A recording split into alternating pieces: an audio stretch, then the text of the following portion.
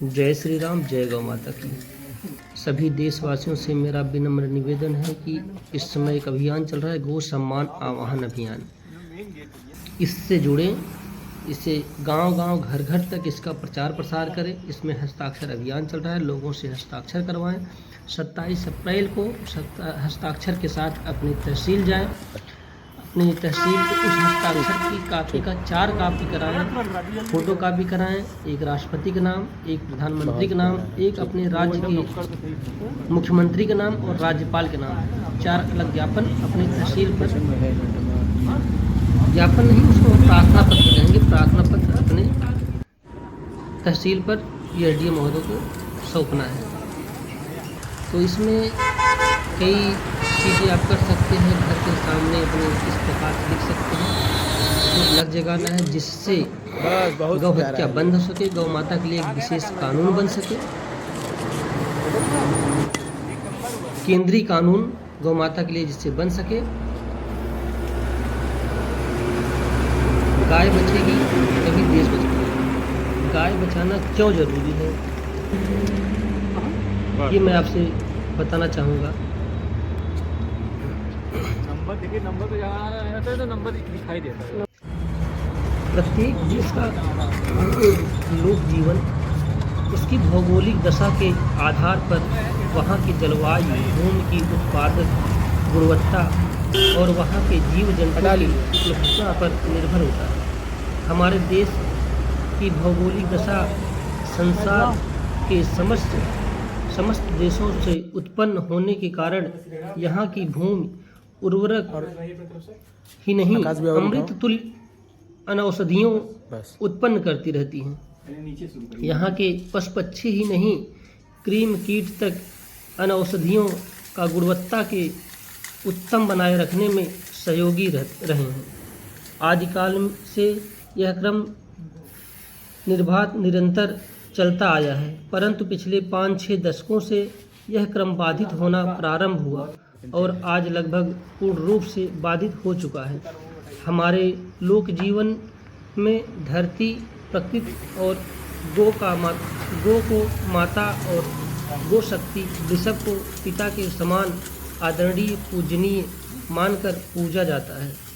श्रद्धालु आज भी शिव मंदिर में स्थापित नंदी की पूजा शिव के वाहन के रूप में करते हैं। यहाँ तक कि सर्प जैसे विषाक्त जीव की भी पूजा की जाती है।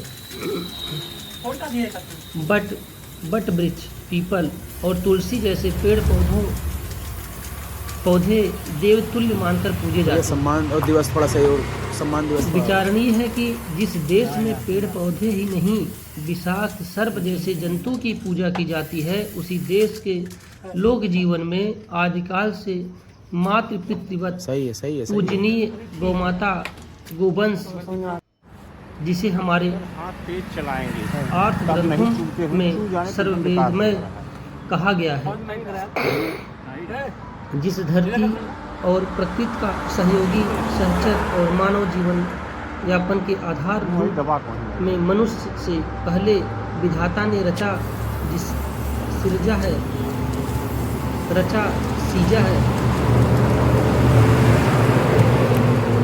आज वही मंगलकारी गोमाता, गोवंश आज हमारे द्वारा उपेक्षित, तिरस्कृत क्यों होता जा रहा है? हमारे पौराणिक इतिहास के अनुसार आदिकाल से ही हमारा देश भारतखंड के अर्थात भारतवर्ष के नाम से विख्यात रहा है। आदिकाल में यह हिरण्यगर्भ देश के रूप में भी प्रसिद्ध था। ऐसा इस देश की उर्वरा धरती के कारण था, जहाँ सिंधु, झेलम, गंगा, यमुना, नर्मदा, राप्ती जैसी पावन अमृत तुल्य जलवाहिनी नदियों द्वारा देश के अधिकांश मात्र की आवश्यक जलापूर्ति होने के कारण विभिन्न प्रकार के अन्य फल आदि उत्पन्न होने से मनुष्य सहित समस्त जीव जगत की आवश्यकताओं की पूर्ति होने के साथ ही संसार के अनेक अभावग्रस्त देशों की सहायता उधर- की जाती थी। 26 में भी भैया।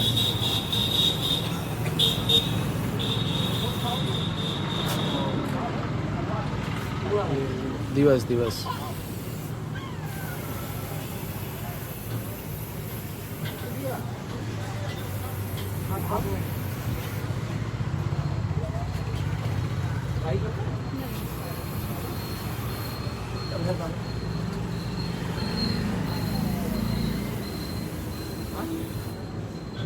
ठीक, हटा लीजिए इसको।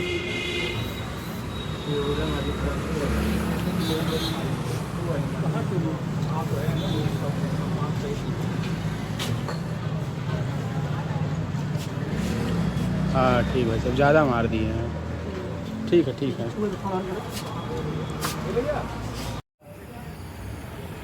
धीरे मारो, बहुत ज़्यादा खराब हो रही है, जल्दी मारा है। हाँ ऐसे हल्का हल्का मारिए। भैया फटाफट हाथ निकालो, पेट पर स्लिप नीचे रह जाएगा। और फिर हाथ लगाओ और पेट मारिए, जल्दी जल्दी घुमाओ हाथ। वो ऊपर तो अच्छा ले लोढ़े ने। चलो। लंबा हाथ।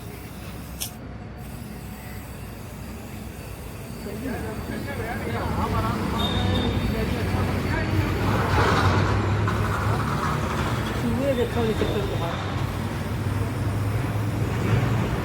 बता भाई आपको कौन दावा किसी से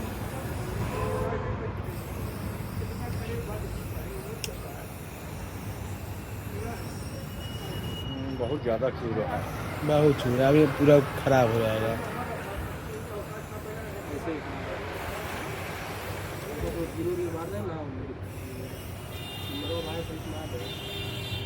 ठीक नंबर करिए आप। एक लिखा ना, बस। कुछ लिखा है साथ ऐसे। अरे बाप रे। सम्मान देखो फाइल लिखूंगा, ठीक है। बस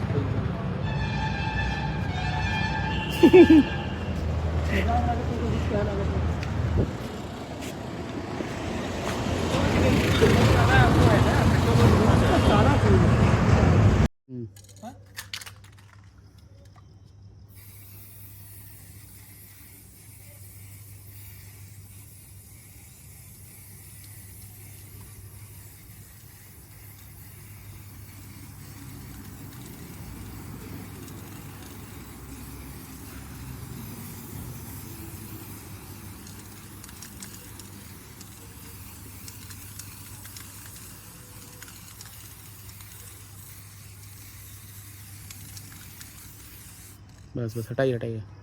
हाँ।